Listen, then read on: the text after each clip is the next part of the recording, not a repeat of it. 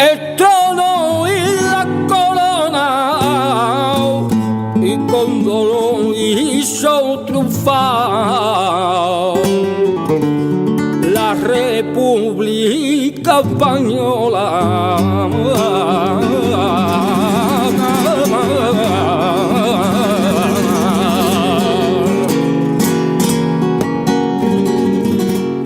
Aparte de la intelectualidad, ¿verdad? Gracias a Machado, gracias a Federico, gracias a Miguel Hernández, que Miguel incluso cantaba porque era un repentista. Eso lo sabe muy poca gente. Miguel era trovero. Miguel Hernández era trovero. ¿Se ha metido un ruido? No sé si es mío. Sí, es mío. Perdón. Es que los micros estos, yo me llevo fatal con los micros de solapa, los escenarios se lían unas zapatillas con esto increíble. Bien, por lo tanto, no es hasta los años 30 que el flamenco empieza a tomar un auge y una consideración. Bien, ¿y por qué os pongo esto como primera imagen? Para que veáis que el flamenco viene de los trabajadores y de las trabajadoras andaluces y andaluzas. Luego se extiende por toda, porque aquí en Madrid hay un foco de flamenco, especialmente a partir de los años 50 y 60 con la emigración andaluza, pero ya autóctono de Madrid. Lo hay también en Salamanca, lo hay en Zamora, lo hay en Barcelona, enorme, y nació Carmen Amaya, pero especialmente allí. Veis que, bueno, he metido las carceleras aquí que no tienen nada que ver. La caza sí estaba considerado un trabajo al final del siglo XIX, había gente que vivía de la caza. Las javeras eran unas mujeres que recolectaban habas en Málaga y las pregonaban y las cantaban. Cantes de javerotes, que son los cantes de los pescadores, cantes de la trilla y temporeras, que son los cantes del campo, los cantes de las minas, de los mineros, de la Unión, de Gádor en Almería, de Linares, de Cartagena, de las minas de Río Tinto, los cantes de fragua o cantes de herreros. Aquí nos faltarían, bueno, carceleras, había carceleros, pero en verdad esto está equivocado, porque el cante de carcelera era cante de la gente que padecía la cárcel, no de los carceleros, lógicamente. Aquí faltarían los cantes de arrieros. ¿Saben ustedes lo que son los arrieros? La gente que iba por los caminos con sus mulas y con sus bueyes, arriando pues cargas que les mandaban de unos sitios a otros, ¿verdad? Algunos transportaban agua, otros transportaban los arrieros.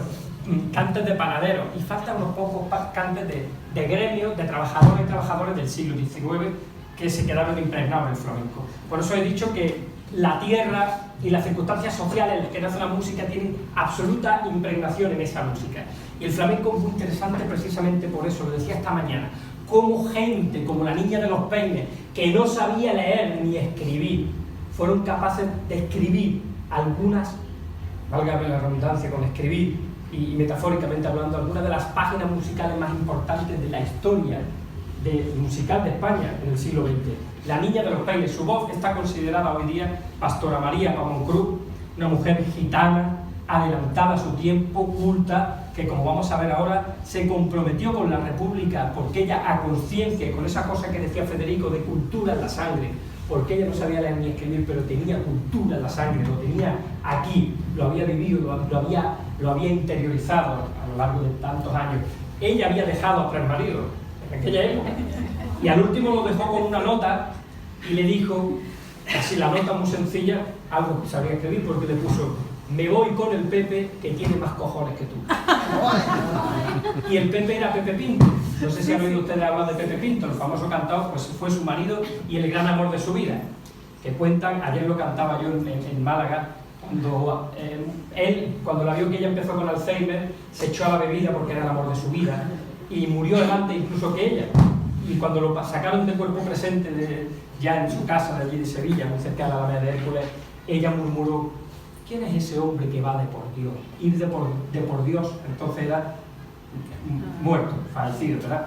La historia triste y tierna a la vez. Bien, pues esa niña de los peines fue un emblema de mujer republicana, que veremos ahora, porque vamos a hablar de las voces que no callaron, de cuántos artistas hubo comprometidos en los dos bandos, pero fundamentalmente con el bando de la República y posteriormente en la lucha por el advenimiento de la democracia y de la libertad, ¿verdad? Y es muy interesante porque les decía al principio que es una historia que no se cuenta.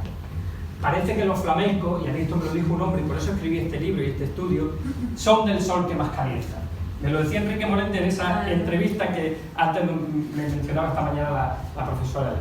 Le decía yo: Enrique, ¿por qué el flamenco es de izquierda y los flamencos son de derecha? Decía yo, con guasa, ¿no? Y decía él: no, los flamencos no somos de nada. que viene la izquierda, para la izquierda, así, que viene la derecha, para la derecha, dice menos para atrás, para donde haga falta. Pero nosotros, y lo decía con toda la ironía y el sarcasmo del mundo, ¿no? Porque efectivamente vais a ver cómo él mismo sufre represalias. Bien, pues todo esto para explicaros y demostraros que el flamenco, no sé si os gusta o no os gusta, pero da igual, no se trata de que os guste o no os guste, sino aprender historia. Hay una historia muy interesante, la del flamenco, esta música que hoy día, comentaba también esta mañana, se estudia en universidades del mundo entero, hacen tesis doctorales, todos los días se publican tesis doctorales fuera de nuestra frontera sobre el flamenco, sobre la música de la gente más pobre del sur de la península ibérica. Es curioso, es curioso, interesante.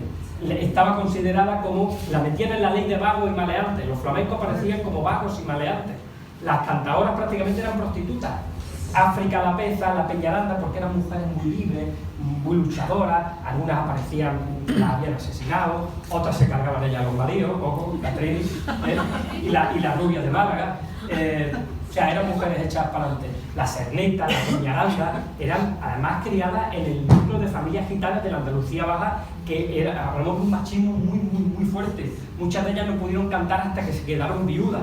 Pero son mujeres, en este disco de Humana Raíz, me estoy haciendo un bombo, pero bueno, hay que hacerlo y aparte es que les dedico, se llama flamenca, así de sencillo, les dedico un tema a ella. Bien, vamos a pasar por favor, sí, Elena, a la próxima pantalla. Bien, no sé por qué suena esto, porque en verdad no nos estamos rozando.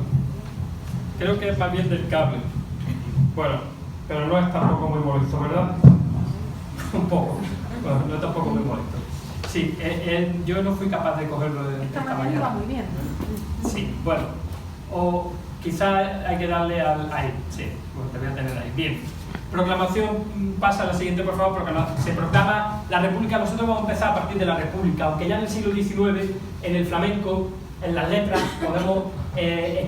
siempre, desde el inicio del flamenco, hay protestas contra la situación de pobreza, contra la situación de injusticia. Fijaros que hablaban de un mundo de muy pocos ricos que mandaban mucho y de muchos pobres. El mundo que estamos construyendo nosotros ahora.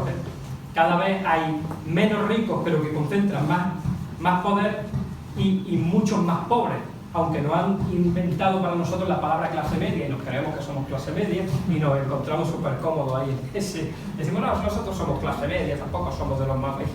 Y no saben que solo están clase obrera y clase pudiente. Bien, se proclama la República, todo esto después de hablar de que en el siglo XIX y principio del siglo XX efectivamente hay letras ya que hablan de riego, sí, sobre todo especialmente del entierro de riego, de cómo los gaditanos echaron para atrás a los franceses. Saben ustedes que acá entraron los franceses. Hay una letra que dice Napoleón Bonaparte con su escolta y no llegaron al barrio de la Victoria, madre de la Victoria, y Napoleón Bonaparte con su escolta, que con las bombas que tiran los fanfarrones se hacen las gaditanas, ay, tirabuzones. Los fanfarrones de los gaditanos.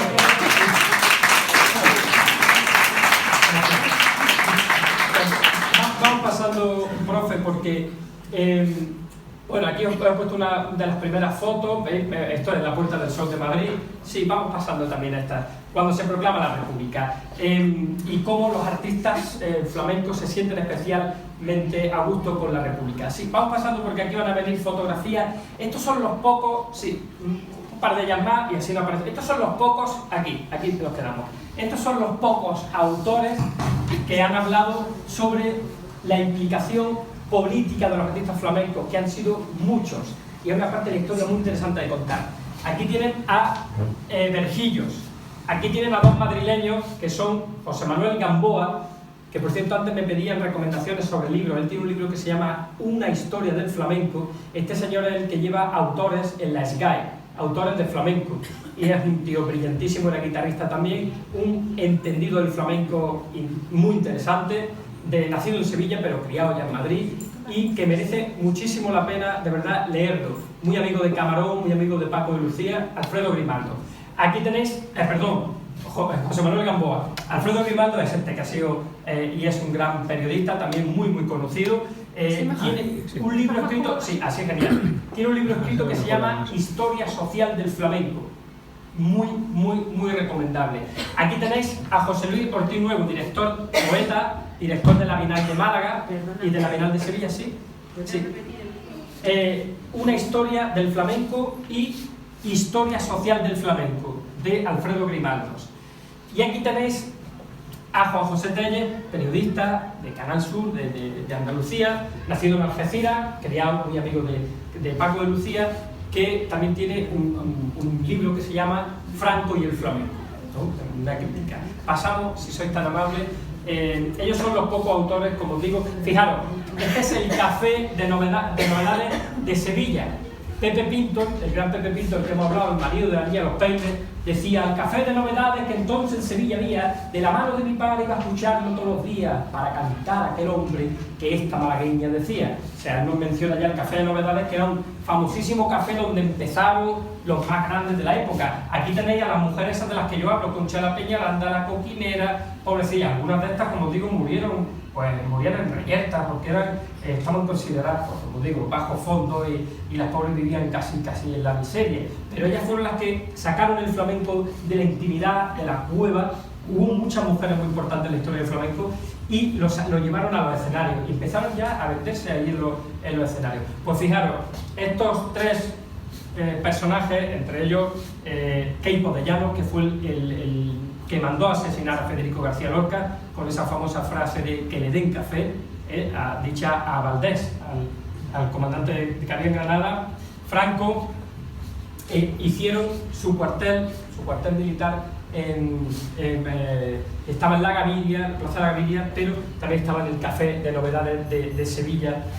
Por lo tanto, fijaros esa simbiosis del flamenco. Pasamos, voy a ir hablando de artistas. Sí, vamos pasando, por favor. Aquí tenía la niña de los peines de joven.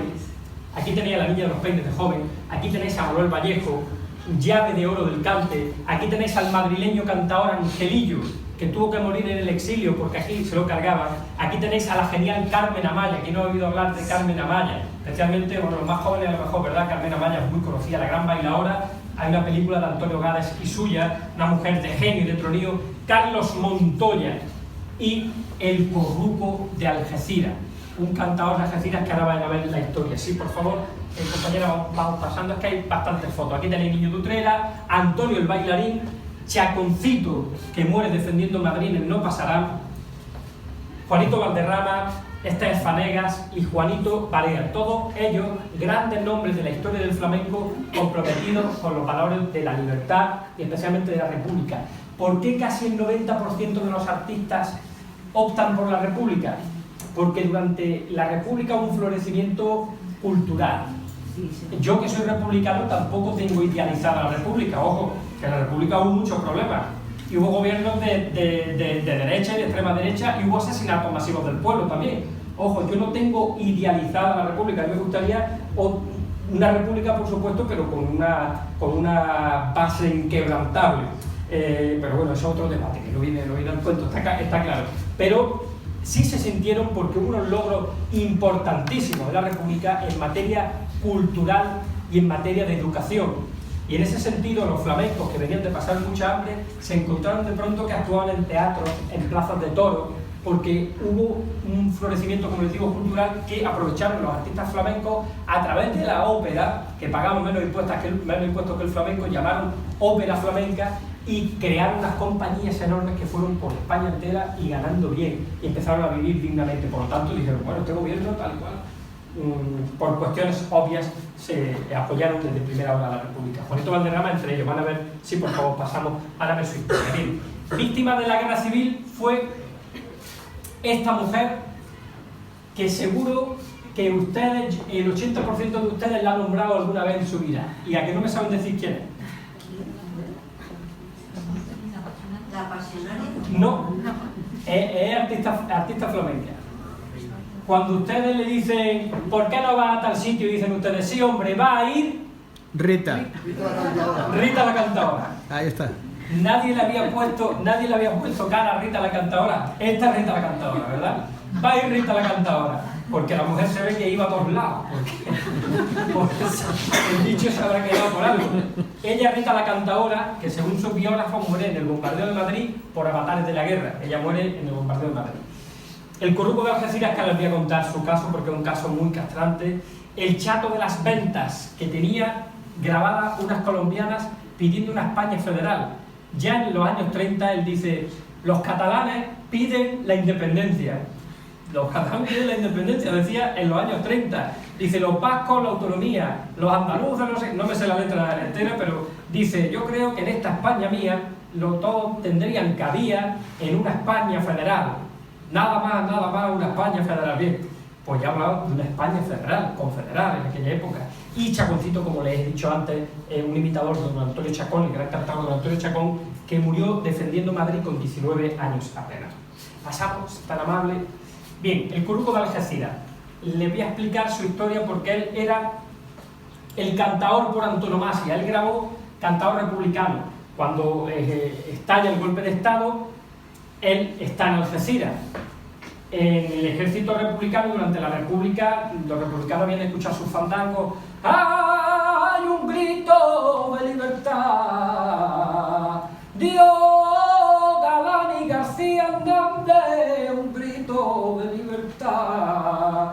Tembló el trono y la corona, y con dolor hicieron triunfar la República Española.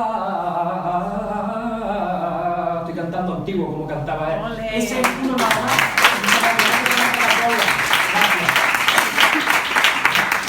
Es uno de los muchos fandangos, de los 30 o 40 fandangos que grabó Republicano. Bien, cuando entran por el norte de África, lo primero que pillan, lógicamente, cuando entran los nacionales, pillan el campo de Algeciras, la línea cae enseguida, Gibraltar, bueno, Gibraltar, como sabéis, de la corona británica, y además prestó ahí ayuda y estuvo nadando entre los mares, pero entran y pillan en Algeciras al Corrujo. Los flamencos entonces eran famosos, hoy día no conoce un flamenco casi nadie. Le preguntas por un flamenco y te dicen Rosalía, y los matan. Cada vez que alguien te dice Rosalía un flamenco, mueren 10 o 12 flamencos, de infarto y de embolia y de cosas así. Bien, el Corruco de Algeciras lo pillan, tan conocido era que lo condenan a muerte en un juicio rapidísimo. Se entera, tuvo toda la suerte de que se entera un compadre suyo que era un alto cargo militar nacional y además médico militar. Consigue, el hombre viéndosela y deseándola, consigue que le conmuten la pena de muerte por, no sé si fueron 30 años, tal y cual, y al final lo convence para que se aliste para salvar su vida, porque ya tenía hijos y demás, en el Ejército Nacional. Por lo tanto, es con todo el dolor de su alma, pero con más miedo y más temor, porque amenazaron a su propia familia, se alista en el Ejército Nacional y muere en la batalla del Ebro, precisamente por fuego de quienes cantaban sus coplas. Es una tristísima, pero esto ocurre en la Guerra Civil y ocurre en muchísimas ocasiones, ¿verdad? Es una tristísima historia. Por favor, pasamos, ahí lo tenéis, Corruco de Algeciras, uno de los grandes. Bien, aquel es el niño de la huerta, y este señor se llama Angelillo. Aquí tenía Antonio el Chaquetas, que también tuvo que combatir en el Ejército Nacional porque era de Algeciras. Manolo Caracol, que gana en 1922 el primer concurso de cante hondo que se crea en la historia del flamenco y que lo hacen en Granada, en mi Granada. Y lo hacen nada más y nada menos que en el patio de los Aljibes, auspiciado por Federico García Lorca, Manuel de Falla, Ramón Gómez de la Serna, fijaros lo que os estoy diciendo, Juan Ramón Jiménez, que ahí estuvo, Manuel Ángeles Ortiz y un larguísimo etcétera. La Niña de los Peines fue una de las anfitrionas de aquel concurso. Manuel Torres, aquel gitano del que decía Federico que tenía tronco de faraón y cultura en la sangre, fue uno de los digamos, hoy día ¿cómo le llaman a eso? Pues no sé, es como cuando traen un atractivo a una discoteca, un tío, ahora están con la isla de las estaciones esta, la isla de la testosterona esta, ¿no? Que ahora están yendo a las discotecas y eso, pues en esa época se llevaban a estos pedazos de artistas y allí don Antonio Chacón en el concurso de 1922 como presidente del jurado, la Niña de los Peines, en fin. Manolo Caracol, que en los primeros años de la República fue un publicano ferviente, luego sí se pasaría, porque llegaría incluso a conocer personalmente a Franco y estaría en el Palacio del Paro cantando, en fin. Pero aquí tenéis, por ejemplo, a Angelillo, gran cantador de Madrid, cuyo nombre desapareció incluso de los créditos de las películas que protagonizaba, que las siguió emitiendo el régimen porque algunas de ellas tenían un cierto contenido, pues, entonces eran muy religiosas la mayoría, pero él, como era tan republicano, fijaros que se fue a Argentina y el pobre murió en una mesa de operaciones porque se fue la luz en todo el hospital, un apagón en los años 60. Fue curioso, nunca llegó a volver a España. La Niña de los Peines, de la que os he hablado, que llegó a cantar muchísimas veces para el Auxilio Rojo, que se llama el Socorro Rojo, que se llamaba entonces, para recaudar fondos para las viudas de republicanos durante los años de la guerra, y que luego, una vez que Franco gana la guerra, ella apenas ya sí canta y remonta porque está absolutamente señalada, aunque ella se supo, era una mujer muy chapalante, y la discografía que hay, ya os digo que su voz está nombrada Patrimonio Inmaterial de Andalucía, la voz de la niña de los Peines, y merece la pena, porque pregunten ustedes a quien le pregunten, de los grandes aficionados al flamenco, le dirán que la mejor de todos los tiempos es ella, sin lugar a dudas. Era una mujer que lo cantaba bien, tanto las seguirillas como las bulerías, como las malagueñas, es decir, cantes, ella que era gitana, cantes que decían que a los gitanos no le iban tan bien, a ella le iban de escándalo, fuera en el tono que fuera, de verdad, una cosa, es que no se puede explicar otra vez, una cosa que no existe ya, del talento de la Niña de los Peines. Fanegas, que era del campo de Cartagena, de las minas de la Unión, también republicano, que le quitan el carnet de artista, en fin, y el Niño de la Huerta, que graba muchísimos fandangos republicanos. Les estoy poniendo algunos de los más significativos, pero había muchos, se contaban por ciento, porque entonces había muchos artistas flamencos. Sí, pasamos, si es tan amable, a la siguiente reproducción. Chaqueta sí que combatió en el bando nacional, como les decía antes, pero combatió porque lo obligaban prácticamente a hacerlo, al igual que le ocurrió al Corruco de Algeciras, porque también lo pillan allí en el campo de Gibraltar.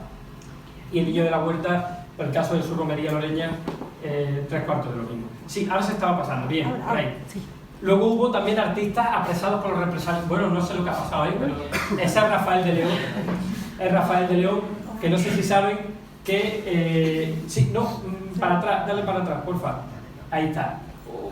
Bueno, se queda cortado, bueno. Sí, se queda cortado, pero esa mitad es Rafael de León, que escribió grandes letras, la verdad, letras muy interesantes, entre ellas El Ojos Verdes, que lo escribió junto a Federico García Lorca. Pudo haber incluso un amor entre ellos, y lo escriben en una casa que cuando vengáis a Granada, Elena os voy a decir la casa que es, que está todavía la Mancebía, apoyada en el quicio de la Mancebía. Es una historia, en verdad, lo que pasa es que la censura esa letra se la cargó, es una historia de amor entre dos hombres. Apoyado en el quicio de la Mancebía, miraba encenderse la noche de mayo, pasaban los hombres y tú sonreías, hasta que a tu puerta paré mi caballo. Serrano, me das candela y yo te doy de beber, ven y bebe de mis labios, que yo fuego te daré. Paré mi caballo y fuego te di, fueron dos verdes luceros de mayo, tus ojos pa' mi gallo verde. Y luego dicen, vimos desde el cuarto, no me acuerdo, del día, y rayar el alba, la torre, la vela, dejaste mi cuerpo cuando amanecía, y en mi boca un gusto de menta y canela. Eso suena a Federico. Por lo tanto, seguramente eso le ayudaría a Federico a componerlo. Bien, pues lo aprecio él venía de una familia noble, él era poeta y no era flamenco, componía letras para los flamencos. Y gracias a Federico y a Machado, sobre todo porque a Federico lo habían matado ya, gracias a Machado intercede para que no se lo carguen, las cosas como son, que allí se estaban cepillando por ambas partes, se estaban cepillando a todos, y eso hay que reconocerlo. Y, por ejemplo, el gran Pepe Marchena, un cantador que esta mañana hemos hablado de él. Pepe Marchena, el pobre, estaba muerto de hambre. Él le pilla en Sevilla, llega a Queipo de Llanos, que había que cantar la Queipo de Llanos, una saeta a la Macarena, cagándose los muertos, perdón, de los rojos. Pues lo hizo así. Es que cantó una letra cagándose los muertos de los rojos. Con Queipo de Llanos ahí al lado, porque ya era un gran cantador, lo apresaron en Cartagena los republicanos, y si no es por el gran Sabicas, que tenía amistad con esta mujer, que fue una de las grandes intelectuales del anarquismo del siglo XX, Federica Monseni, se cargan a Pepe Marchena también.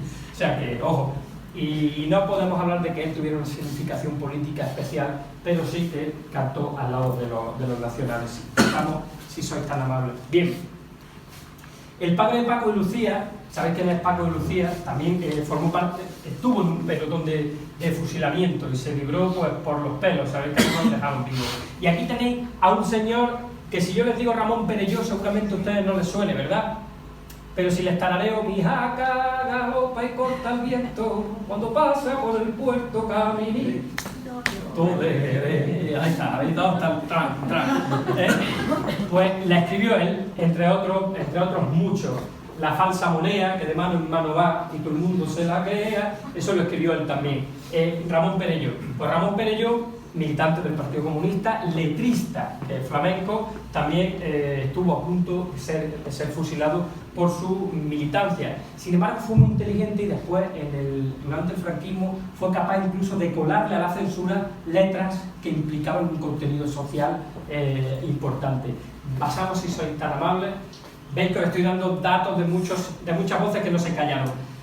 El gran Juanito Varela, que sufrió prisión en Ávila por su militancia republicana, o Canalejas de Puerto Real, que sufrió prisión, y pasamos porque esto voy narrándolo, si es que me sabe mal tenerlo, las tengo a las pobres ahí. Fijaros esto.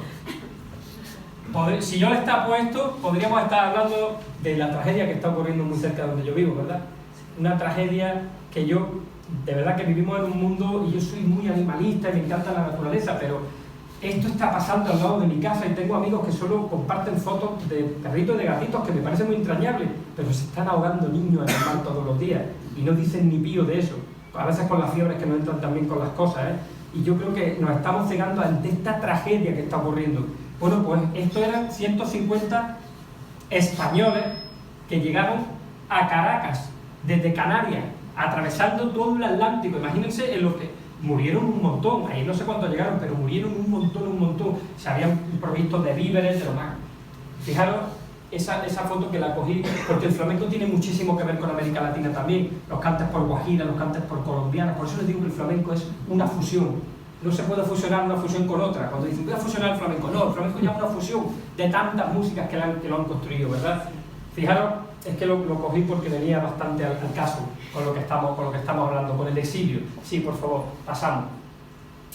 Al exilio se fueron muchos artistas, entre ellos este bailador que era Tomás de Madrid, la gran Carmen Amaya, Sabicas, que formaba pareja artística con ella, o Carlos Montoya. Carmen Amaya tiene una anécdota muy graciosa. En el año 22, cuando el concurso de 1922, se la llevan a Nueva York. Yo creo que es la primera bailadora gitana que va, la del Sacromonte ya habían ido antes con Vicente Escudero, pero ella iba con su propia compañía. Y es muy gracioso porque a la gitana le entró allí, vio sardina y le entró antojo de comer sardina. Y claro, en el hotel Guarfo La Astoria, que es uno de los hoteles en los años 20 que yo tenía que ser, vamos, además imaginaros el Broadway como estaba en aquella época, la época de los gángsters en Nueva York, pues cogieron, le dieron la vuelta a la cama, el colchón lo apartaron, le dieron la vuelta y hicieron una lumbre, y en la misma suite del hotel asaron la sardina. Entonces ella, como se lo había pasado también en Nueva York asando sardinas en los años 20, se exilió en Nueva York, cogió un barco desde Oporto y se fue primero pasó por México, después por Nueva York. Aquí tenéis al gran Sabicas, guitarrista, maestro de Paco de Lucía, uno de los grandes referentes de Paco de Lucía, que también se exilia primero en México y después en Nueva York, donde fijó su residencia, y Carlos Montoya, un guitarrista menor, pero que también sufrió exilio. Si pasamos, si sois tan amables. A ver, Tomás de Antequera también se va al exilio, en este caso se va a Colombia. El Pena Hijo, que se va a Uruguay.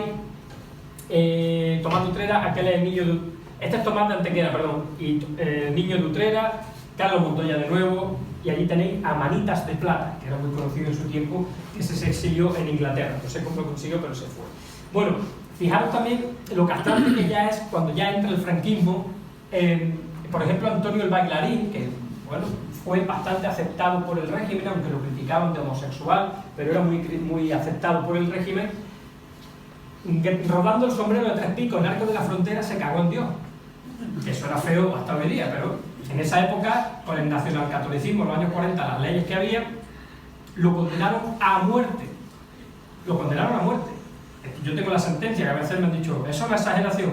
Yo tengo la sentencia y la condena a muerte, y está en mi libro publicado. Lo condenaron a muerte por blasfemar. Además, no hay ningún otro tipo de delito. condenado a muerte. Eran los años de la depuración también, es decir, los años 40. Luego en los años 50 y 60 no sé si habrá alguna condena de muerte por eso. Y lo indulta el propio Franco. Lo indulta el propio Franco, es el que tiene el que lo indulta, porque si no se lo carga. Por favor, pasamos bien. Esto como anécdota de otro vengador. Pericón de Cádiz, también hay algunas anécdotas que me gustaría contarles. Pericón de Cádiz, muy gracioso, un artista emblemático, muy mentiroso, en Cádiz muy mentiroso, pero con mucha gracia. Decía, le preguntaron en una entrevista, maestro, ¿cómo son los cantes flamencos? Digo, mire usted, los cantes, hay mucho misterio, porque eso llegaron en un barco que venía desde la Argentina, vinieron los cantes en caja en un barco que encalló en el puerto de Cádiz, la gente cogió las cajas y cada uno se fue para Granada. Una mentira gordísima, que tú en caja venían los cantes flamencos escritos, ni sabía la gente leer música, que ni Paco Lucía sabía leer música. Bien. Pues Pericón, en los años del fervor republicano, se apuntó a cantar letras republicanas porque veía que en los teatros la gente se venía de arriba con ¡Viva la República Española! Con sus fandangos. Total.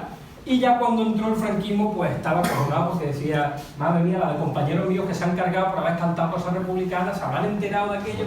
Total, que una noche se presenta un grupo de falangistas en la puerta de Pericón y la mujer: Pericón, te lo dije que no tenías que haber cantado en Cádiz, que hay que ver la que nos va a meter ahora con 2 chiquillos que tenemos, tal y cual, total. Y fue una falsa alarma, el pobre ya llorando y todo, porque era Nochebuena y venían a traerle ropa a los niños de Pericón que se habían apuntado de vanillas pobres que se llamaban en la falange, y así les llevaban comida, les llevaban...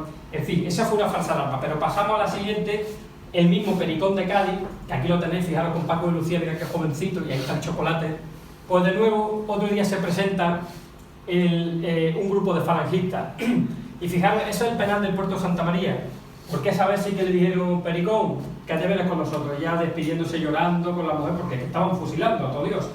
Y él ya que se había enterado, ¿para qué cantaste, Pericón, para arriba, para abajo? Total, una tragedia, los vecinos despidiéndose, lo subieron al camión y se lo llevan efectivamente al penal del puerto de Santa María, donde estaban ejecutando a diario a personas. Y Pericón allí ya descompuesto, cuando llega y le abren una celda, y resulta que se encuentra un compadre suyo, guardia civil, allí. El guardia civil se había ahumado, se había emborrachado, se había peleado con otro compañero y lo habían metido en el calabozo. Y como era Semana Santa y era un devoto de la saeta, mandó llamar a Pericón pidiendo un favor para que le cantara una saeta allí. Y Pericón llega así y dice: no me lo podían haber explicado eso a mí, así de sencillo como tú me lo estás explicando ahora, que vengo descompuestico. Total, que ya Pericón se echa a llorar, tal y cual, y al final aparece en su casa. No solo aparece libre, sino que además el guardia civil le había echado unas pocas de pesetillas con que la mujer lo ve libre y con dinero en él. Así que esa es una anécdota de las pocas graciosas que podemos contar de la época. Por favor, y pasamos. Bien, Antonio Burgos cuenta, a través de Chano Lobato, que Manolo Caracol, este era el padre de Manolo Caracol, en el concurso de 1922 de Granada protagonizó una muy sonada anécdota. Y es que Manolo Caracol tenía 13 años y cantó muy bien, pero no para ganar, hubiera sido un segundo premio. Y había un tal Diego Bermúdez, el tenazo de Morón, que fue el ganador, el verdadero ganador, pero tenía 63 años en 1922, eso era como tener hoy 90 años prácticamente, o más, ¿eh? Fijaros lo que os digo, en el año 63, con las condiciones que había de vida. Total, que este hombre, la noche de la semifinal, le dijo: Tenaza, has cantado para quitar el sentido. Este era primo de Joselito del Gallo, era de los Ortega, de la dinastía de los Ortegas de Sevilla, de toda esa gran dinastía de cantadores, de artistas y de toreros. Dice: tú y yo nos vamos a tomar un vinito esta noche. Y el Tenaza: no, que yo me conozco y mañana en la final no me quiero tomar nada, que nos vamos a ir a la taberna del Polinario que está ahí enfrente mismo, que el primer premio tuyo lo vamos a celebrar con mucha vista, gitano, porque lo que hizo al final es que se pillaron un borracherón de 2 pares. Y fíjate, y eran viejos los dos, pero este tenía guante porque era un pedazo tío enorme, pero el otro era muy chiquitillo. Y al día siguiente lo tuvieron que subir entre dos, vamos, un resaco de viejo que cantó y que el jurado mismo dijo: pero bueno, este hombre, ¿qué le ha pasado? Y claro, así se llevaron, que compartieron el primer premio entre Manolo Caracol. O sea que la jugada le salió a Caracol, le salió fenomenal.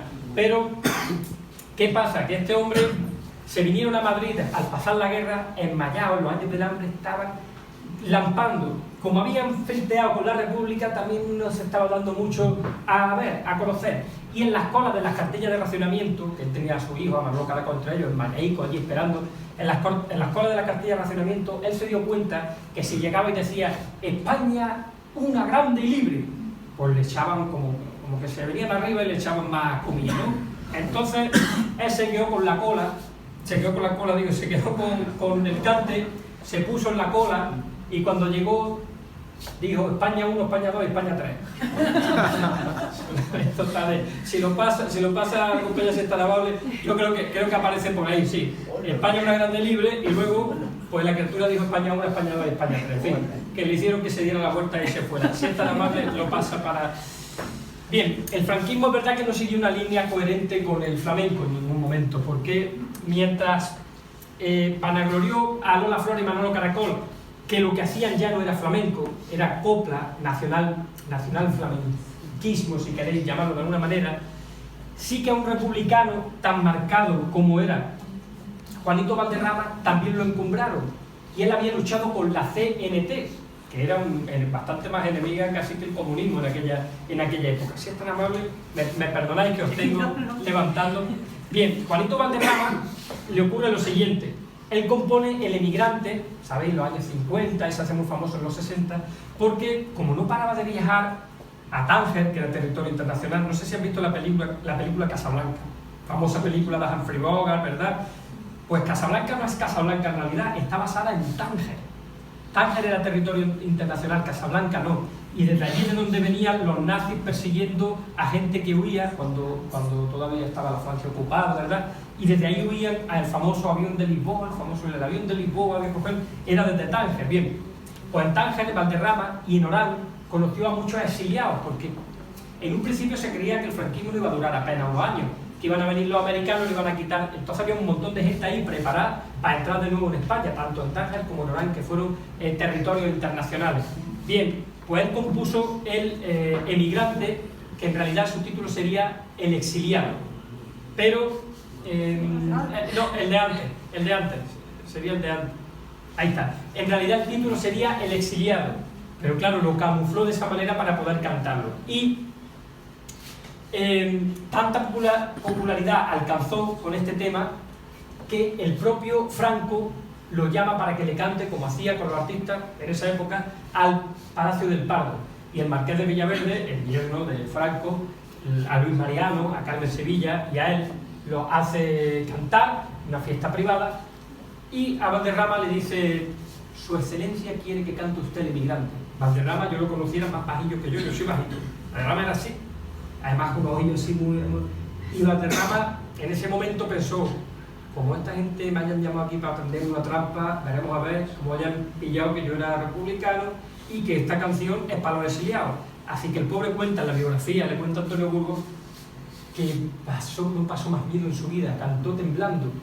Se acerca al Marqués de Villaverde y le dice: Su Excelencia quiere que repita usted eso. Total, que ella Valderrama dice: ya está, están analizando la letra y están viendo que esto es... Ya estuvo Franco analizando la letra, pero bueno, ella pensó eso. Termina de cantar, que dice que no sabe ni cómo le salió la voz, dice: Su Excelencia quiere verlo, y dos gorilas así de gordos al lado de él. Y se van flanqueándolo y llevan, esperando una sentencia de muerte o algo así, y dice que Franco le hace así con dos dedos: muy patriótica, Juan. otra anécdota. Nos podemos reír, pero tampoco mucho. Pasamos, si eso está navales. Ya funciona bien. Ya estamos saltando mucho en décadas, ¿verdad? Estamos saltando mucho en décadas. Estos ya son los años 60. Si pasamos, por favor.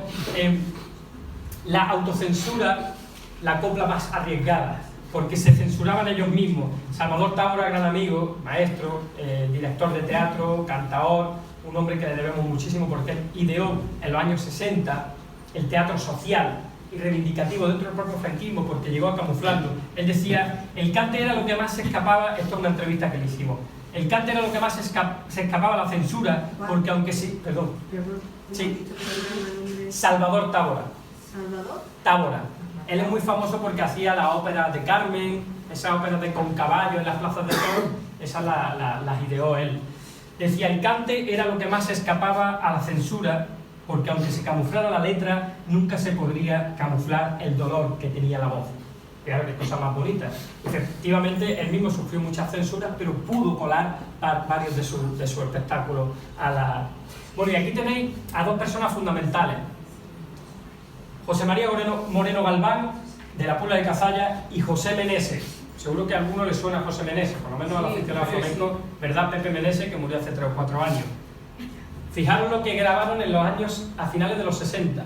Qué pestilente amasijo con los eternos valores, el brazo seco de una santa, el Opus Dei y los masones con el demonio y con el Papa. Nadie se explica cómo llegó a colar eso en la censura. Eso está grabado por José Meneses en aquella época. Y bueno, un sillón tendrá en el cielo aquel que en un jueves santo mandó fusilar a mi abuelo, por poner un ejemplo. Aquí tenéis ya a cantadores que de una manera más consciente que los de la época de la República, que no sabían lo que iba a ocurrir con la guerra, aquello era todo un poco incertidumbre, de una manera más consciente, de un punto de vista mucho más intelectual, ya más elaborado, recogiendo ese testigo de artistas, de mujeres y de hombres, flamencas y flamencos, que habían luchado por la República y por la democracia, desde el franquismo erosionan a la dictadura con sus letras, porque creaban conciencia con sus letras. Si sois tan amables de pasar, aquí tenéis el gran caso de Manuel Gerena. Manuel Gerena, con el que hablo precisamente hoy día, yo vivo en Sevilla, por cierto, ahora está en Madrid estos días. El gran Manuel Gerena llegaba a concentrar miles de personas en la puerta, miles de personas, cada vez que lo detenían, porque lo detenía, él ya canta más bien en los albores de la democracia, los años 72, 73, por lo tanto estaba un poco la cosa, había sentencias de muerte y había condenas de muerte, pero él canta en los albores de la democracia. Aquí lo tenéis con Rafael Alberti, fijaros lo que le escribe Rafael Alberti porque merece la pena leerlo. Las coplas que de ti salen, te salgan como te salgan, vale, porque tú no estás ni estamos para fuego de artificio cuando apenas respiramos. Escribir para cantar, cuando se canta lo escrito ya pertenece a la mar. Te llamas Manuel Gerena, qué bien consuena tu nombre con la pena. La pena que es valentía cuando no dejan al pueblo más que pena y agonía. Pena grande que quebranta los huesos y al pueblo ponen una soga en la garganta. Canta, muchacho andaluz, porque tu cante a la sombra le quita cruz y da luz. Canta y sigue, que delante de ti se abre toda España a la honda voz de tu cante. Eso lo escribe... que lo escribe en Roma en 1971, o sea, en el exilio de Roma, ya acercándose a España, ¿verdad? Ya venían de América Latina, en el exilio de Roma en 1971. Fijaros aquí Gerena, que joven está, ahora más o menos está ya tiene gafas, porque está un poco mayor que en esa foto, y todavía sigue cantando, además sigue cantando con un pozo de rebeldía, ¿no? Él dice que luchó por otra democracia distinta a la que tenemos ahora, dice él, y es muy curioso. Él fue detenido en más de 300 ocasiones, que sus guitarristas, las criaturas también sufrían daños colaterales, los detenían a ellos. No sé si se acuerdan de Lola y Manuel, pues Manuel Molina, que ha muerto hace poco, pues llegó a ser su guitarrista y el pueblo lo detenían cada 2 por 3 por ir acompañándolo. Si sois tan amables de pasar. Aquí tenemos otro caso también excelente. El de Paco Moyano, de Alhama de Granada. De Alhama de Granada es un sitio de balneario en la provincia de Granada, ya lindando con la comarca de la Axarquía de Málaga. Paco Moyano, que se vino en los años 70 a luchar aquí en Madrid, porque era también de células clandestinas, de partidos revolucionarios de la época, estaba la ORT, estaba el PCR, era todo aglutinado en torno al PC, había más organizaciones, y él grabó este Yo os canto, que fue un disco que coló, miento, antes os decía, un sillón tendrá en el cielo aquel que en un jueves santo mandó fusilar a mi abuelo, fue él el que lo coló a principios de los años 70, fue el que lo grabó y lo coló. Y él sufrió prisión más de 5 años, vejaciones en la prisión de esta era Carabanchel, ¿verdad? Y ahí, este ha sido el más torturado. Él dice que le llegaron a dar las primeras hostias democráticas, porque también democracia lo calentaron, que todavía había también guantazos en aquella época. Y él tiene unas letras maravillosas. Luego llegó a grabar una letra que decía, a ver si ustedes entienden por dónde van. Dígame usted, don Manuel, que aprendió en la Gran Bretaña, que capital en España confía tanto en usted. Hay que ver quién te ha visto y quién te ve, quien no viera para no verte, quien no viera a don Manuel. Que no nos vengan ahora con cuentos de democracia,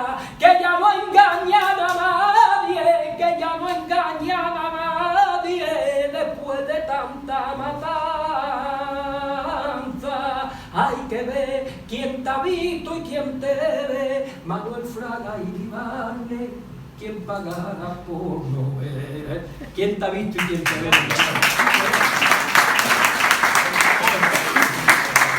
Él decía, como un hombre que está firmando sentencias de muerte, ahora de pronto es el más demócrata de todos, ¿no? Esa inconsistencia, pues eso está ahí grabado también a finales de los 70 por Paco Moyano. Y luego tenemos dos ejemplos muy tristes.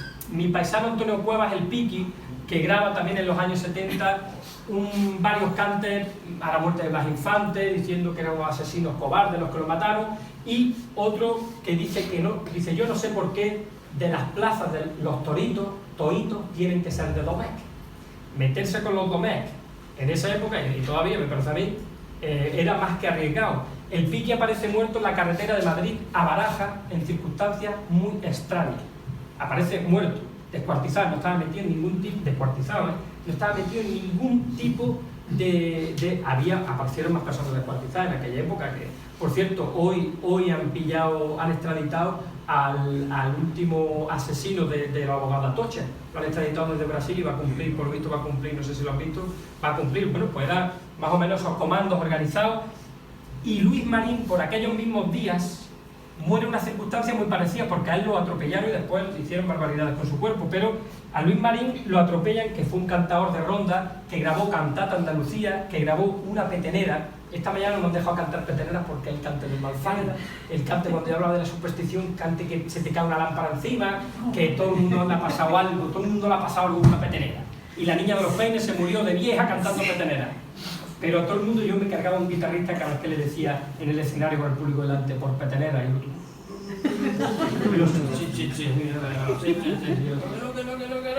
y al final tenía que tocar por petenera, pero con la ojera por aquí, la cara blanca, mirando por el techo, y pasaba algo. Supersticiones que hay en el flamenco muchísimas. Bien. La señora esta mañana que no, Esta mañana ha dicho, ¡hasta otra cosa, hombre! Y así, miraba para arriba, ¿no? Que tengo encima. Bien, Luis Marín, que graba una petenera a Julián Grimao. ¿Se acuerdan ustedes de Julián Grimao, verdad? Uno de los asesinados y ejecutados en los años 60. Y que graba cosas muy valientes. Traía una letra del Che Guevara en un disco suyo, pero claro, no ponía que era del Che Guevara.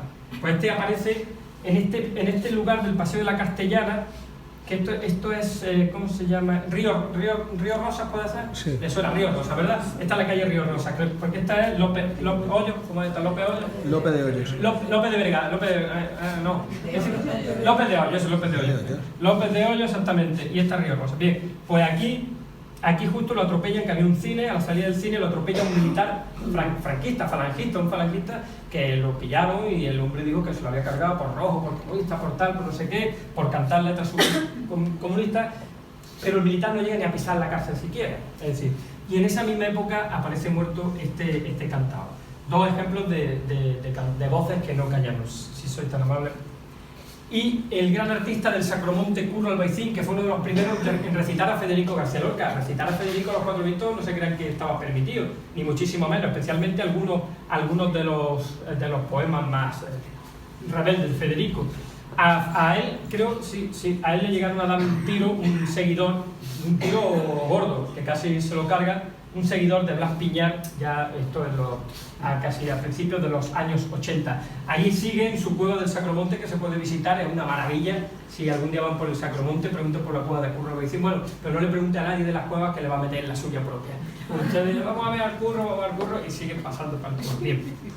Pasamos, si sois tan amables, y aquí nos encontramos a Paco de Lucía. Antes les contaba esta anécdota esta mañana, ¿verdad? Esta mañana sí les contaba esta anécdota. Paco de Lucía, en los años 70, todavía vivía Franco, lo llama Jesús Quintero, lo conocéis, ¿verdad? Loco de la colina. Jesús Quintero, mi amigo Jesús, que vive en Sevilla ahora, ha estado mucho tiempo aquí en Madrid, pero luego su último programa era en Sevilla, donde tiene un teatro, ¿verdad? Una productora. Bueno, pues Jesús Quintero, y Paco le decía, pero Jesús, compadre, no vayas a preguntar cosas de política, que se están matando los cachorros en la calle, yo política no, tal. Fijaros que Paco se casó luego con la hija del general Varela, porque Paco es un tío de izquierda también, venía del pueblo, efectivamente, pero y el Quintero, no te preocupes, Paco, yo te voy a preguntar por la guitarra, única y exclusivamente, bien. Y en el transcurso del calor, del fragor de la conversación, le dice el Quintero a Paco Lucía, le dice, Paco, ¿Y qué importancia tiene la mano izquierda y la mano derecha en el toque flamenco? Y Paco así se pone muy intelectual y dice, pues en la guitarra flamenca la izquierda es la que piensa y la derecha la que ejecuta. Claro, era un prime time el programa. O sea, el programa lo escuchaban en toda España y se escuchaba mucho. Entonces se llamaba El Perro Verde, me parece, una cosa así, ¿verdad? Bien, pues aquello lo escuchó todo Dios y un grupo de guerrilleros de Cristo Rey, se lo encuentran a esta altura este es el teatro de la Gran Vía donde hacen los musicales, ¿verdad? Donde hacían el Mamma Mía y el... A esa altura, y él iba de la mano de Casilda Varela. Hijo de puta, con que la derecha es la que ejecuta, ¿no? Se tiran a por él. Claro, Paco era un tío fortísimo. La biografía lo puede leer, un tío atlético, fuerte. Se defiende bien que más de un guerrillero se quedó sin guerrear ya casi de por vida. Arrimaba, pero imagínense ustedes, también es verdad que hubo gente que reconoció a Paco, que ya era medio conocido, y fueron a ayudarlo, ¿no? Y estos prácticamente tuvieron que huir. Pero imagínense que le llegan a romper en un guitarrista de esas proporciones, el mejor, el genio, la deidad flamenca más reconocida entre todos los flamencos, es él, Paco de Lucía, sin lugar a dudas. Digo Lucía porque estoy intentando vocalizar, yo hablo con la Z a tope, yo soy muy de Granada y pero claro, cuando ya del Peñaperros para arriba intento vocalizar lo máximo posible, por eso a veces me digo Bilbao y cosas de esas. Bien, imagínense que le llegan a romper una mano, un brazo o algo. Esas lesiones son irrecuperables al nivel de ese guitarrista. Ni el Entre Dos Aguas, no lo hubiera hecho porque lo grabó después de eso, ni Siroco, ni tantas cimas del pensamiento musical, ¿verdad? Bien, otra de las anécdotas. Y el maestro Enrique Morente, fijaros, el mismo día que Carrero Blanco sufre este atentado, ¿no?, que le cuesta la vida, Enrique Morente canta en el Colegio San Juan Evangelista de Madrid, lo conocen porque es muy conocido en Madrid. Sí. Fue el último escenario donde cantó Camarón de la Isla en vida. En el flamenco lo conocemos por eso. Y claro, como sabéis, el régimen franquista no quiso dar la noticia de que efectivamente era un atentado, ¿no? Porque no querían, pues había sido una gran falla de seguridad o por 20.000 historias. Entonces no se suspendieron las actuaciones y Enrique Morente actuó. ¿Qué ocurre? Que empieza cantando este fandango que no tiene nada que ver con ningún tipo de acto político ni nada, porque es un fandango que José Cepero, que sí era republicano, pero le había escrito a una amante suya en los años 20, que dice: para ese coche funeral yo no me quito el sombrero, para ese coche funeral que la persona que va dentro, más eso a mí de pasar lo más terrible tormento. Claro. ¡Ole!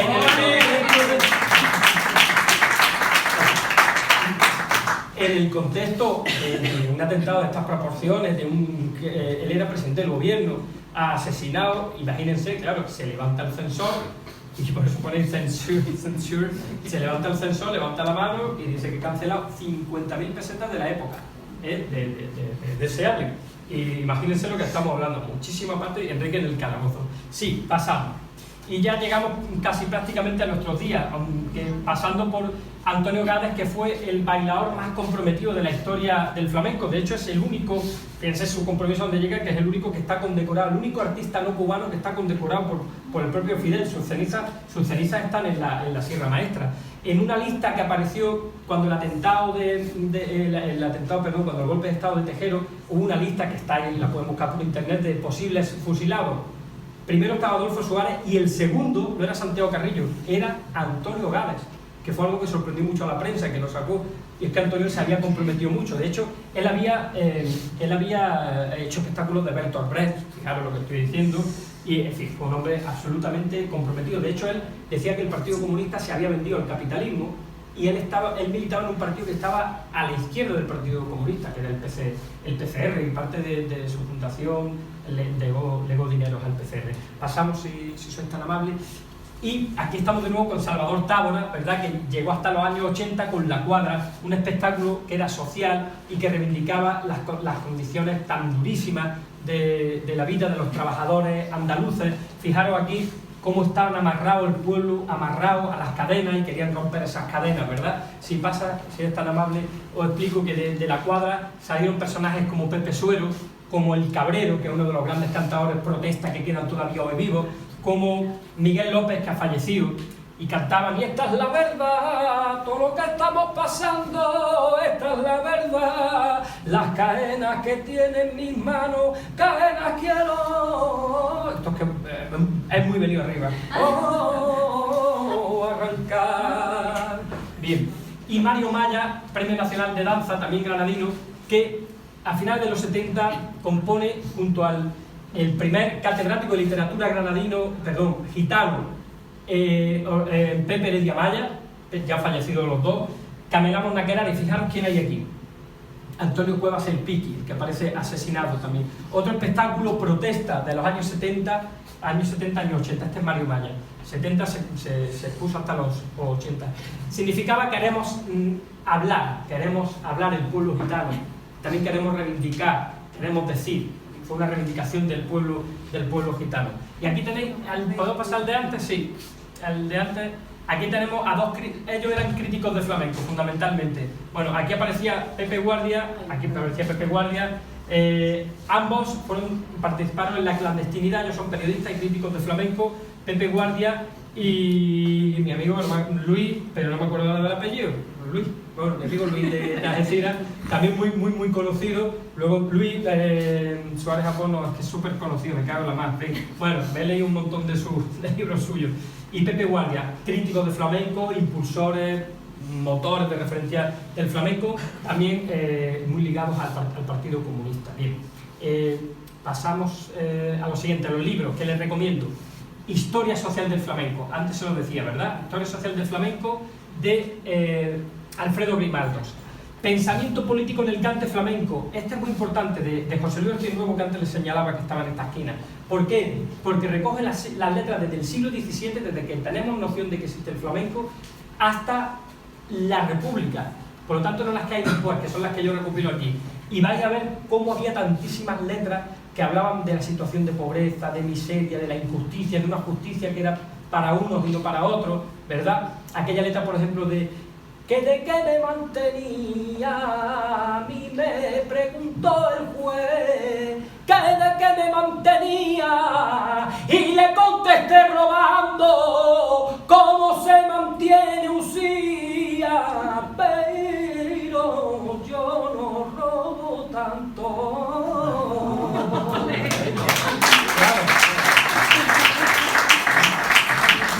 Claro, el siglo XIX, son letras demagógicas, claro, pero en aquella época en la que era la gente, el público, el pueblo estaba enmayado, pues para ellos los jueces trincaban. Si pasamos, creo que aparece otro libro, bueno, es una pena, está aquí. Este es un libro que es, no sé por qué ocurre esto, no sé si es Vox o lo que es. En fin, bueno, eso que aparece aquí se llama Andalucía, su cante hondo y su comunismo libertario.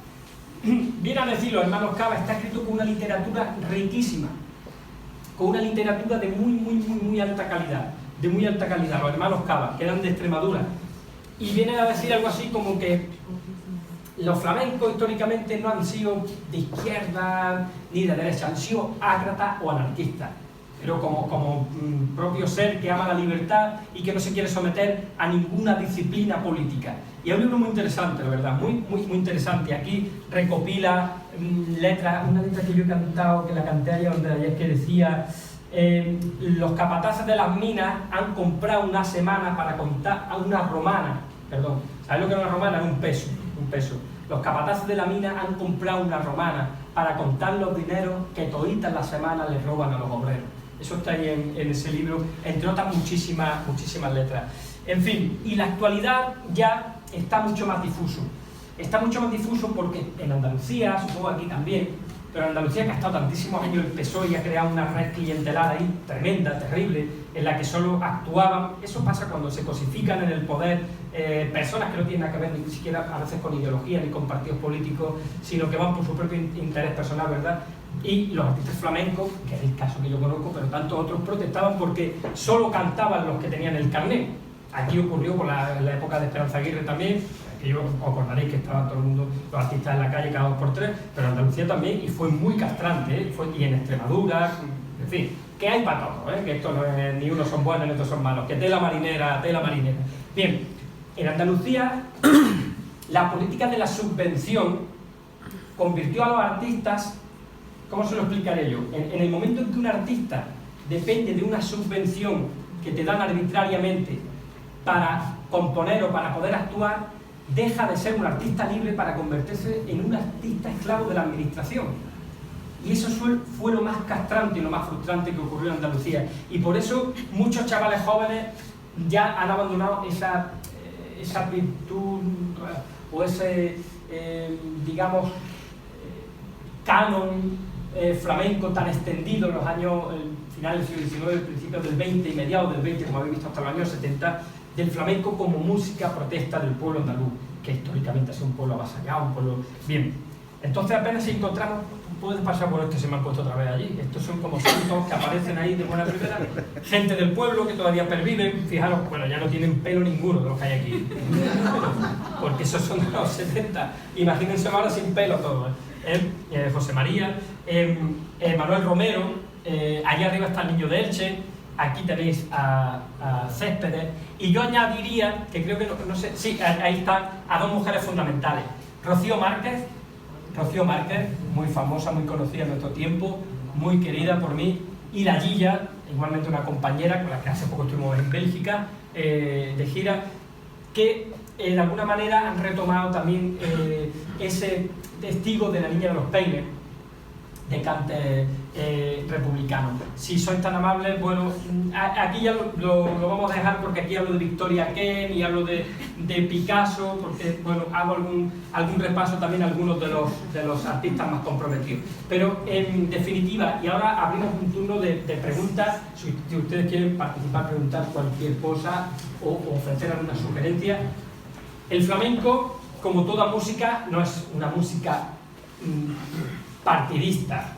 La política forma parte de todo. La palabra política la tenemos muy prostituida, pero política es todo. Es desde la luz que estamos pagando aquí, que estamos consumiendo, hasta mi propia intervención aquí, o hasta incluso la forma que tienen ustedes de percibirla. Por lo tanto, la palabra política, por desgracia, la han prostituido, se la han cargado los malos, con los malos usos, pero sí que toda música tiene su sentido político. ¿De acuerdo? Por tanto, sí hay política en el flamenco, y hay política en el jazz, hay política en el blues, hay política en la copla, y hay política en todo ser humano. Hasta el que dice que es apolítico, el hecho de decir que es apolítico es un sentido político, ¿verdad? Normalmente los apolíticos son de derecha todos, no sé si conocéis algún político que no sea de derecha, pero son todos de derecha. Pero esto no es ni una broma mía, pero sí son de derecha. Bien, dicho esto, el flamenco por lo tanto es una música apartidista, esto hay que dejarlo claro, que no pertenece a ningún partido, pero sí que es una música que por haber nacido de un pueblo tan humilde, tan históricamente avasallado, como digo, tiene ese pozo de rebeldía que llega hasta nuestros tiempos, en la música de los trabajadores que antes le he enseñado, que llega hasta nuestros tiempos, ya hoy día muy consumido pues, por las grandes modas y por el pensamiento único, imperante, que han hecho que de alguna manera se eliminen esos elementos de protesta para dar paso a lo que ya hoy día llamamos globalización o sentido del mercado mercantilista, de querer vender cada vez más y cada vez más. Y claro, para vender cada vez más y cada vez más tienes que ser cada vez menos y cada vez menos reivindicativo para convertirte precisamente en un esclavo de esas modas y de esas tendencias. Hasta aquí las voces que no callaron. Un placer haberlas compartido con ustedes y quedo a su entera disposición si quieren preguntar, comentar o decir cualquier cosa. Yo voy a beber un poco porque no paro de hablar. Está bien. Venga, Sí. chicos, animaos, que tenemos una ocasión. Sí. Doñi. Buenas tardes. Un poeta preferido así a la hora de sus versos, meter un poco más la protesta y todo eso. Bueno, Miguel Hernández. Yo soy de Granada, ¿eh? Yo sé, a veces si digo esto en Granada me miran así. A ver, que Federico Federico es que es Federico. Pero a la hora, es decir, según yo que trabajo tantos años en el periodismo, tal y como usted me ha formulado la pregunta, yo tengo que contestar Miguel Hernández, porque él es el que más sentido, Machado también, Antonio Machado también, pero Miguel Hernández es el que más encaja en la música del flamenco. Federico es más difícil y hay que ser Enrique Morente, o sea, un genio para poder meter Poeta en Nueva York en el Omega, ¿no? Pero Miguel Hernández sí que tiene sentido particularmente identificado con el flamenco. Sí. Perdona. Los libros estos que has dicho de historia de Alfredo Grimaldo, Historia social del flamenco. ¿están todavía? ¿Se pueden...? Están por internet, sí. Sí, se pueden por Se internet. pueden pedir por internet, sí. Vale. Y algunos ya, yo creo que están hasta en PDF y se pueden consultar PDF, sí. Sí, no están descatalogados ninguno. El que es difícil de encontrar, pero también se puede encontrar por internet, Andalucía, su cante fondo y su comunismo libertario. Es muy bonito de tenerlo, casi de coleccionista, pero es el libro denso, está muy bien escrito, con una prosa muy ágil, llena de metáforas, de imágenes. La verdad que para el que le gusta la literatura, disfruta con ese libro. A ver, ¿alguna pregunta más?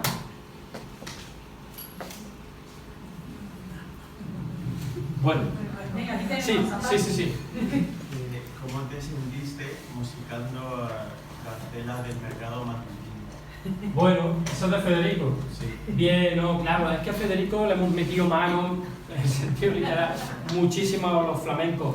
Lo que pasa es que es un poema que es difícil de meterlo en lo que es un palo del flamenco. Es difícil meterlo, pero me encanta, porque dice tantas cosas que era más bien el flamenco y la música en general. El problema, hay mucha gente que se apunta a eso de musical. Voy a coger un poema y empiezan a coger poemas y primero buscan la música. No, hay que leer el poema. El poema ya tiene un ritmo y una música. Sí, para eso tienes que ser un buen lector, está claro. Pero una vez que lo lees, lo interpretas, el poema te va dando las claves de la música. Entonces así lo hice. Me dejé llevar por el propio poema. Bueno, yo quería hacer una pregunta. Ha mencionado algo sobre la música o cómo se expresa la gente y que se debe mucho al mercado. ¿Cree que debería haber más compromiso social y que se traduzca en sus canciones el compromiso social de lo que vivimos y todo eso? Sí, pero sin demagogia. Sin demagogia. Porque hay gente que ya se quiere apuntar también al carro. Al final, que parece... El problema es cuando esto lo convertimos en una moda. O, por ejemplo, ¿cuántas personas se han apuntado ahora a la moda del feminismo y se lo están cargando en cierta medida? Pero sé que es otro debate. Porque hay personas que van sin lógica ninguna haciendo de verdad tonterías. Ojalá nadie se fije en eso. O a la moda del ecologismo. O a la moda de los gallos violan a las gallinas. Ese tipo de cosas, ¿verdad? Pues como todo ahora va, porque todo va por modas. Ahora todos son modas. Ahora de pronto viene la moda de... Porque ven, uy, a este le va muy bien que está haciendo letras protestas. Y empiezan a hacer letras de verdad. Porque he escuchado algunas cosas por aquí y dicen, madre mía, no se puede ser tan demagógico. Entonces, si se hacen con sentido, yo creo que sí, porque lo que tenemos que hacer es que crezca. Yo digo siempre que el artista, desde aquí mismo, yo tengo la suerte de estar dirigiéndome a ustedes, que son 30, no sé, pero tengo la suerte, para mí un privilegio, yo les agradezco que estén pues tan en silencio, arropándome con su calor, con su silencio. Y además, sí, el artista intenta emocionar, pero yo creo también que es muy importante hacer pensar. Hay una iglesia en Córdoba, fijaros, una iglesia en Córdoba que tiene una inscripción que pone levántate y piensa. Es lo más interesante que he leído yo nunca. Levántate y piensa. Pues eso, es decir, a mis espectáculos yo no hago mítines, está claro que no, por supuesto que no. Yo canto por derecho, canto por soledad, por seguidilla, lo que haga falta, me paso en esto, en lo otro, cuento anécdotas, la gente se me... A veces tengo complejo de contar chistes, no cuento chistes, son anécdotas graciosas, pero en los espectáculos a veces se mea la gente conmigo y no es mi intención, a lo mejor me quedo yo así muy luz, se han reído de lo que acabo de decir, que, en fin, pero sí tengo ese privilegio y tenemos los artistas, los músicos, la gente que se sienta delante de un público, de poder de alguna manera sensibilizar conciencia, pero eso se hace siempre desde la calidad y la calidez, desde un discurso conciso, claro, sin demagogias y sin estrategia. Por ahí sí. Por ahí. Hay que reivindicar la calidad antes que la cantidad. calidad antes que cantidad. Hemos estado comentando estos días en clase, ¿verdad?, los amantes del romanticismo, y hemos estado hablando de los abajo firmantes, que como decía Morente, que Janis Joplin era flamenca sin saberlo. Nosotros decimos también que Dylan Thomas es flamenco sin saberlo, por ejemplo, ¿no? Sí. Olga, si eres tan amable, porque no le dedicamos por lo menos una estrofita de algo de Dylan Thomas, porque acercar a Dylan Thomas o a Sylvia Plath al flamenco me parece un logro pues extraordinario, ¿no? Aquí tengo el disco que no se nos puede olvidar, claro. Firmes. Sí. Olga, ¿qué te parece? Sí, ¿quieres hablar de algo del romanticismo? No tengo muy buena voz hoy, pero bueno. Bueno, pues voy a leer de Dylan Thomas, Amor en el hospicio. Una extraña ha venido a compartir mi cuarto en esta casa que anda mal de la cabeza. Una muchacha loca como los pájaros. Traba la puerta de la noche con sus brazos, sus plumas, teñida en la revuelta cama. Alucina con nubes penetrantes esta casa a prueba de cielos. Hasta alucina con sus pasos este cuarto de pesadilla. Libre como los muertos, o cabalgo los océanos imaginarios del pabellón de hombres. Ha llegado Posesa, la que admite la alucinante luz a través del muro saltarín, Posesa por los cielos. Ella duerme en el canal estrecho, hasta camina el polvo, hasta desvaría a gusto sobre las mesas del manicomio adelgazadas por mis lágrimas. Y tomando por la luz de sus brazos, al fin, mi Dios, al fin puedo yo de verdad soportar la primera visión que incendia las estrellas. ¡Qué bonito!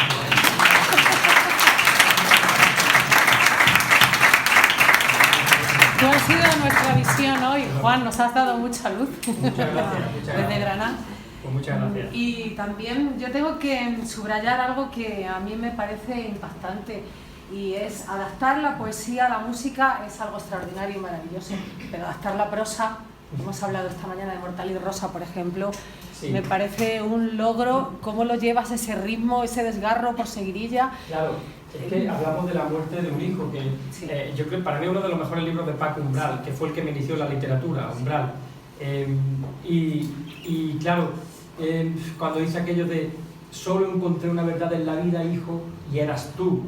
Fijaros, os la voy a cantar para que veáis cómo yo sigo el mismo tempo de la prosa. Solo encontré una verdad en la vida, hijo, y eras tú. Solo encontré una verdad en la vida y la he perdido. Vivo de llorarte en la noche con lágrimas que queman la oscuridad. Soldadito rubio que mandabas en el mundo, te perdí para siempre.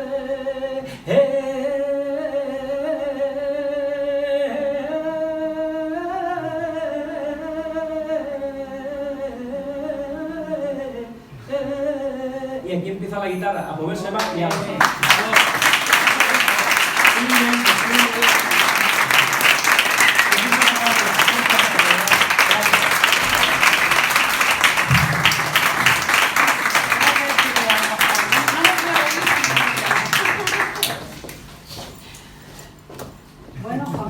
se va a Granada, el Cepa se queda solo.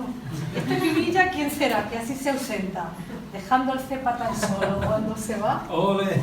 Sevillanas, chuflas, tientos, marianas, tarantas, tonás, livianas, peteneras, polos, cañas, seguirillas, soleares, solearillas, martinetes, carceleras, serranas, cartageneras, malagueñas, granaínas, todo el cante del Levante, todo el cante de las minas, todo el cante que cantó Tía Salvadora, la Trini, la Coquinera, la Pastora, el Fillo y el Lebrijano, Curro Pabla, su hermano, Proita, Moya, Ramoncillo, Tobalo, inventor del polo, Silverio, Chacón, Manolo, Torres, Juanelo, Maolillo. Ni una ni uno, cantaora o cantaor, llenando toda la lista. Desde Diego el Picaora, Tomás el Papelista, ni los vivos, ni los muertos cantó una copla mejor que Pinilla, ese que se va de... ¡Ole!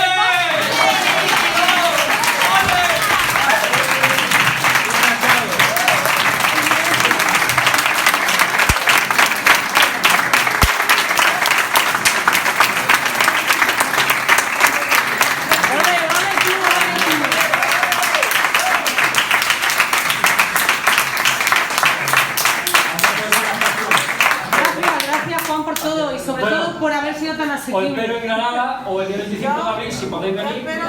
Para allá nos vamos, decimos que somos tus primos. Teatro de Comisión Obrera. Claro, ese es maravilloso. Oye, qué bien, gracias, qué adaptación más bonita. Luego se va a los puertos. Manuel Machado. Y la isla se queda sola. Pepa se queda solo. Que vuelva. Sí, que vuelva. Te digo que vuelva. Pues yo volveré. Cuando queráis. Le puso cerco a la muerte y aquí se queda la clara, la entrañable transparencia.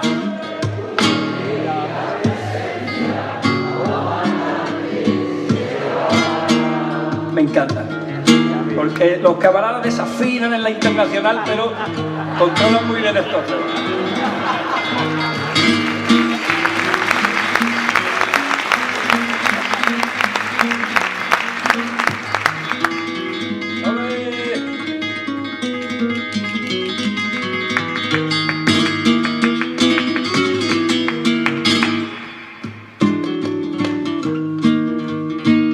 Tu mano gloriosa y fuerte sobre la historia dispara cuando todo Santa Clara se despierta para verte y aquí se queda la clara, la entrañable transparencia.